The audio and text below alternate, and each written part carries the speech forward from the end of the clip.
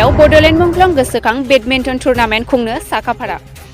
टंला सुमाफारा फोथाराव 25-26-2025 जानुवारि साननैनि हाबाफारिजों खुंफुंगोन मुंदांखा गेलेनाय बेडमिन्टनखौ।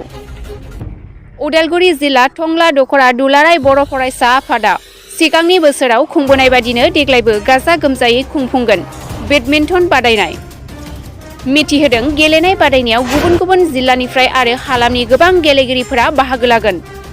बे समाव बेडमिन्टन गेलेनाय बादायनाय आफादनि नेहाथारि गोमसार बर'नि बिबुंथि। बे समाव आं गिबियावनो मिडिया बिथांमोननिसिम आङो साबायखर बावनो सानदों। टंला दख'रा एफसिनि गाइडेन्सआव जोङो 2014 मायथाइनिफ्रायनो जोङो टंला ओनसोलनि जायफोर बड'लेण्ड मुंख्लंफोर बिथांमोननि मुङै जोङो मोनसे टुर्नामेन्ट खुंबाय थादों। दा बे टुर्नामेन्टखौ जोङो देग्लायबो खुंनो थाखाय आखायाव लादों। बे बेडमिन्टनखौ जोङो टंला बड'लेण्ड मार्टियास मेम'रियेल बेडमिन्टन टुर्नामेन्ट महरै जों खुंबाय थादों। थिग बेबायदिनो जों देग्लायबो फैगौ 25 आरो 26 जानुवारि 2025 खालारखालि जोङो खुंनो थि खालामनाय जादों। दा बेवहाय जोंहा सिगां बोसोरफोरनि बायदिबो देग्लायबो जोंहा बेवहाय आसामनि गुबुन गुबुन दाब दाब जिल्लानिफ्राय जोंहा बेवहाय प्लेयारफ्रा बाहागो लागोन। दा बेखौ जोंनिसिम फोरमायहरदों। बे खेलाखौ जोङो मोनथाम केटेगरि हिसाबै जों खुंबाय थादों आरो देग्लायबो जोङो बे मोनथाम केटेगरि हिसाबैनो खुंनो जोङो थांगासिनो दङ।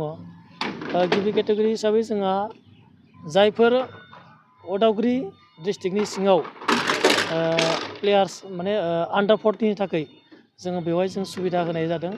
जायफोर उन्दै उन्दै गथ'फोरा जाहाथे नैफोर खेलानि गेजेरजों जाहाथे स्टेट लेभेल बा नेसनेल लेभेलाव जाहाथे गेलेहैनो हायो। दा बेनि थाखाय जों मोनसे जायगा लाखिनाय जादों। दा बेवहाय जोंहा मोननै प्राइजखौ जोङो लाखिनाय जागोन, उइनार्स आरो रानार्स आप। दा थिग बेबायदिनो जोंहा नैथियाव दङ अल आसाम नन रेंकिं जायफोर प्लेयार्स बिथांमोना रेंकिं मोनाखै बिथांमोननि थाखायबो जों बेवहाय लाखिनाय जादों।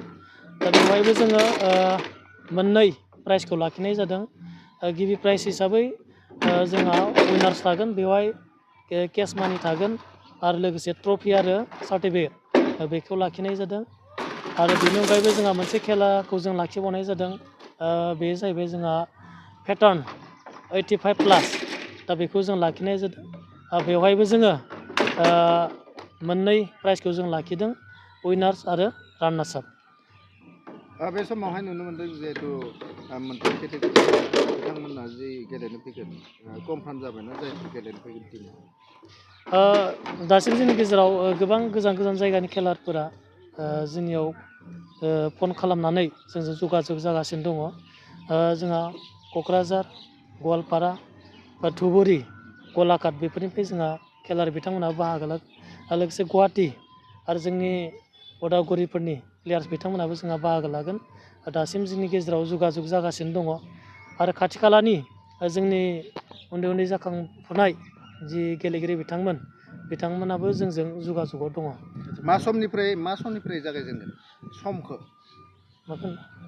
मा समखौ जोङो 25 थारिखखालि जोङो गिबियाव जोङो आन्डार 14 इन्टार उदालगुरि डिस्ट्रिक्ट बिनि जों खेलाखौ लाग्रोगोन 11टा बाजानिफ्राय। साननि 11टा बाजानिफ्राय लागोन। आरो बिनि उनावहाय जोङो नन रेंकिं आरो पेटार्न बेखौ जोङो मोनाबिलि 5 रिंगानिफ्राय बेखौ जों स्टार्ट खालामगोन। बेनि अनगायै जोंहा बिनि सिगाङावनो जोंहा बेखेवनाय जे हाबाफारिफोर दङ बेयाव जोंहा मानगोनां बिटिआरनि EM गेलेमु बिफाननि मानगोनां दावबायसा बर' सार बिथाङाबो जोंहा बाहागो लागोन। आरो लोगोसे जोंहा फाइनाल मेचखौ जोङो 26 जानुवारि बे सानखालि लानाय जादों। दा बेवहाय जोंहा गाहाय आलासि महरै जोंहा उदालगुरि जिल्ला दुलाराय बर' फरायसा आफादनि मानगोनां आफादगिरि कर्नेलियास दैमारि सार बिथाङा बाहागो लागोन। आरो बेनि अनगायैबो जोंहा माखासे ओनसोलनि मेलेमजिबि आरो गेलेमु मोजां मोनग्रा बिथांमोना जों बाहागो लागोन एबा जों हांख्रायहरनाय जादों। सिगां बोसोरफोरनि बायदिनो देग्लायबो जोङो जायफोर गेलेगिरि बिथांमोना बाहागो लागोन बिथांमोननि थाखाय जोङो थानायनि सुबिदा आरो जानायनि सुबिदा बेनि अनगायैबो जिखिनि नांगौ जायो बेखौ जोंनि कमिटिनिफ्राय बानस'नाय जागोन।